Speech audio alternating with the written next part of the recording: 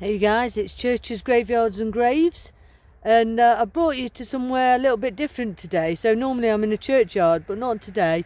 I'm in a Commonwealth war grave, and this is the Cannock Chase War Cemetery, and this one is the Commonwealth one, and in a minute we will go over to the German one, but I wanted to show you a few of these graves because it's quite interesting. So I'm going to tell you a little bit of the history, and then we'll just have a little walk over there and I'll just show you some of the graves. So not a lot of people know this, but there's still the remnants of it today. But Cannock, well, a lot of the area was used as a training ground, mostly in World War I. It's a big road, by the way. Yeah, mostly in World War I. And over 500,000 men trained here. So it was an absolutely massive camp. Now, when I went over to the base and had a look in the shack bit, and the lady was telling me there that it generally took about 6 months on average training, but when World War I came, they needed the training to be done double time. So they actually did the training in 3 months. So that was a lot shorter. And it was one of the few places that also had electric power, because they were like rushing through the training. They had to have more power to get them up in the morning for training. But the reason why this particular Commonwealth War Cemetery is quite interesting is because it's got quite a big contingency of German soldiers here who died as POWs, because after it was used as a German POW camp. And you think, how come so many Germans died in a POW camp? What was happening? Yeah, it wasn't like the other way round. But the main reason was the Spanish flu. So obviously they were still in quite confined spaces in the POW camp, although they were allowed out to work, and a lot of them really enjoyed seeing out the war here. But when the Spanish flu came, it took quite a number of them out. So that was, you know, pretty bad, really. But we'll see when we go over to the German war cemetery. There's a slight difference in the sort of soldiers that are there, and that's the largest German war cemetery in Britain. There's also a number of New Zealanders here. There's the New Zealand Rifle Brigade, as well as all the British soldiers. So we're going to go and have a look now. So I'm just going to turn it around so you can see. I'm just walking. So,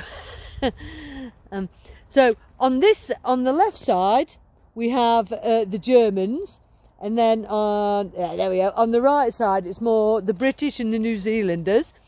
So I'm just going to turn it around so you can see. Here we go. And so you've got the main cross here, and these are like facing towards us, but these are the New Zealand Rifle Brigade. So the New Zealanders actually trained at Cannock, hence the reason that their graves are here. So all the Commonwealth War graves, beautifully well kept, because all these men, you know, died in the war, in the First World War, all these.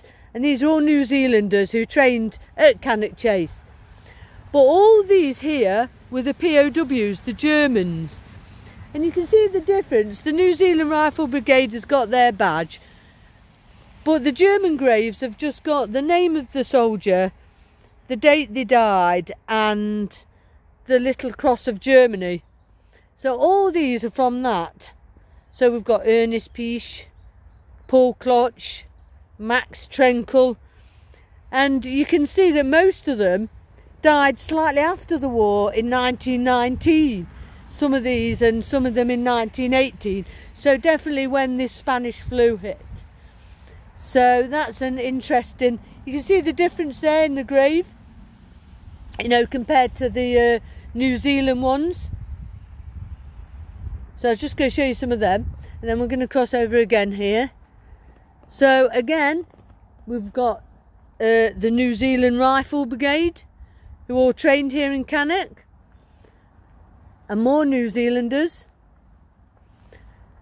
But we also have a few others. So all these men would have trained here. So here we have the Lancashire Fusiliers, still a few more Germans, so a lot of this grave is German, even though it's still considered a Commonwealth war grave. So we've got King's Own Yorkshire,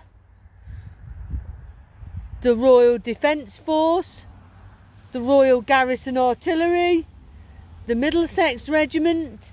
So, you know, a number of different regiments. We've got the Royal Army Medical Corps, and you can see that the date is all around 1918 in the World War I. So none of these graves are actually from the Second World War. And again, a number of graves of the German soldiers as well. And here we also have the dates when we've got the date when they were born and died here. So 1921 to 1946. So just bring it around. So that's a real difference here in this war grave, that you've got a mix of soldiers. And I found that it's really poignant, because normally they separate them off. But to know that, you know, at the end of the day, they were all just men, young men. And regardless of whether they were enemies or not, they were, you know, they were all here at this camp, and they all died here at this camp. And, you know, and now they're all buried together. And, you know, that's quite a poignant fact, that at the end of the day, whatever our views on things are, you know, we're all one, aren't we? You know, so I thought that was really interesting. So now I'm going to go over to the German War Cemetery and do another video, because that one's a little bit different. So I hope you've enjoyed that. So this is the Commonwealth War Cemetery at Cannock Chase. See you in a bit.